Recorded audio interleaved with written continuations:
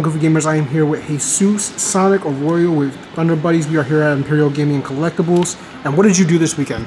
Alright, top 32 YCS Raleigh. With what deck? KASHTIRA. Ooh, Pure? Pure. Or Snake Eyes? Oh, that's creamy. Let's get into it. Alright, so starters, we have 3 Unicorns, 3 Fenrirs, 3 Rice Hearts, and 1 Scarecrow. Okay. Standard monster lineup, I'm not playing Ogre or Prep or Tier Limit KASHTIRA, they're just not needed. At least for this event with the new ban list, I didn't think I needed them at all. Right. Then for the hand traps, obviously you can't have KASHTIRA without Shifter. Ah, fuck that card. My tech choice going into this weekend after the post ban list was going with 3 Nibs over Dro. I just felt with no Omni negates. So, with Nib, I'm sorry to cut you off. With Nib, did that ever conflict with your board because of KASHTIRA? No, because in my extra deck, since I had to take out Baron, I ended up going back to Donner Furhire to be able to get rid of my board and have an open. Okay. And then I have the 3 Ash, 3 Veiler, and 2 Mourner. Okay. Did Mourner come up at all? A lot. Okay. Mourner, like especially I was prepping my deck to play more Snake Eyes, and these basically will help me like slow them down enough just for me to have a turn and push. Nice. Then for spells, I got the 4 field spells with Terraforming, 3 Birth, and I did 2 Theosis. Reason being, I just wanted to keep it at 40. I didn't want to go past 41, especially I was playing a lot of more hand traps. So I just, the third one never really came up. Half the time I either just played one of it or I used the second one to banish off Rice Heart to get back Birth. Nice. Then 3 Pot of Prosperity for consistency. And then for traps, I had 3 Imperms. And then MVP of the deck was Rivalry Warlords. This card came clutch against Snake Eyes so many times. I ended up 2-0ing Christian Arena, shout out to him. He couldn't get over this, and a lot of other Snake Eye players couldn't even get over that. It's too strong. My last round in round 11, game 3, to win it all to make my top, I opened up Fenrir. I ended up opening up Planet, Theosis, Econ, Rivalry, and Effect Veiler against Snake Eyes. And then I used my Veiler as my 1 interruption. He still had full gas, made his full board with Flame Burst, IP, Temple, and Apple with 3 negates. I went and drew for turn a Shifter after I already used Veiler. So that card was dead. And then I just set everything. I put the Rivalry under the Imperm, under the anti-spell, because he ended up flipping anti-spell on me. Just to make him think that it was an Imperm, and he end-phased the Flame Burst, brought out IP, made it Little Knight, and ended up banishing my Theosis. So then when he proceeded to try to attack for game, I flipped Rivalry, and then he dropped me down to 400 life points, and I was able to claw back and win that game. Nice. Then move on to the side deck. So for this format, because Dro was an issue, Flu was an issue as well, as we're both stun decks and play shifters, I put 3 Dros. And these were the only monsters that I needed. We did 2 Lightning Storms. Tech choice for this going into this weekend. Shout out to Will Fresh Rodriguez for giving me this. 2 Econs. This actually helped me win my last round in day 1 to make it to day 2. Also have 3 Cosmics for the spells.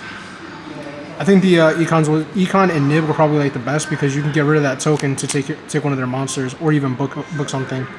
It's nice. And then for the trap, I went to the Hartford Regional weekend before Raleigh, and Pac made a stream with 60 card Power Branded, and I wanted to be prepared in case I played against Brandon, so I went with 2 Deep Barriers in the side, and then of course 3 Solemns.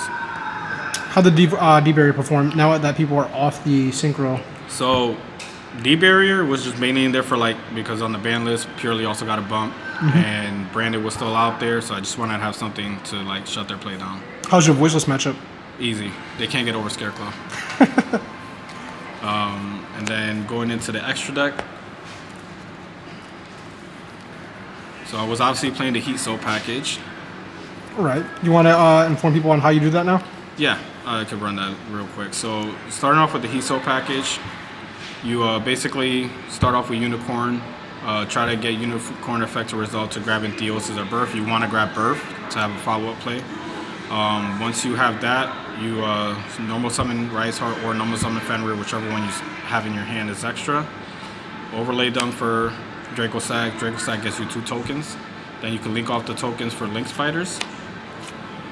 And then once Link Spider is on the field, you can link both into Crystal Heart. Taking a page out of Mathmech. And then Crystal Heart will target the Link Spider to special summon it, increase attack, and then you could just link these off for Heat Soul. It's hot. And then you would draw 1. Hopefully you don't draw Prosperity like I did in my written feature match. And then once these 2, you have your plays to either going into SP Little Knight or Appaloosa. Depending on your matchup, you can go with either or. Nice. My other link for, like I stated before with the Nib, Donna Furhire. So easy pop removal for monsters and getting rid of the Nib token.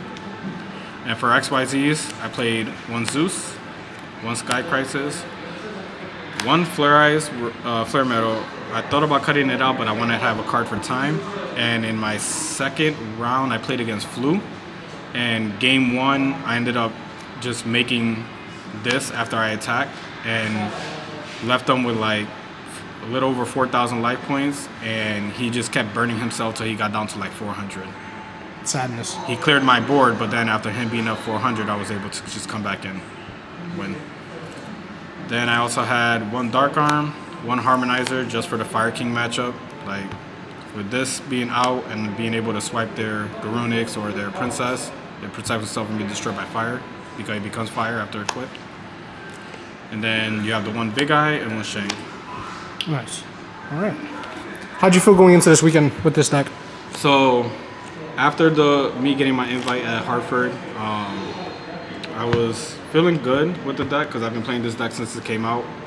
I just had very little testing right after that ban list drop since we only have 5 days to prep and very little testing time, especially working. But I had my team helping me out. I had my friends helping me out throughout the whole event. Mike Zamiti, Min, Will Fresh Rodriguez. I had the whole Imperial store. I had Team Goofy there as well. And of course my Team Thunder Buddy were there. My teammates Conrad White, Luis Ruiz, Roberto Martinez, Vince Hopkins, and Brian Noel Rodriguez. Nice. So it was overall a good event. I had a lot of fun this weekend. I'm thinking about still playing it for the next format, just depending how Tempai's work. I just got to see how the deck combats with it, because if Shifter still becomes a problem for a lot of decks, why drop it? Nah, it makes sense. All right, thank you very much. I appreciate it. Remember, guys, to stay goofy and stay hydrated. Thank you.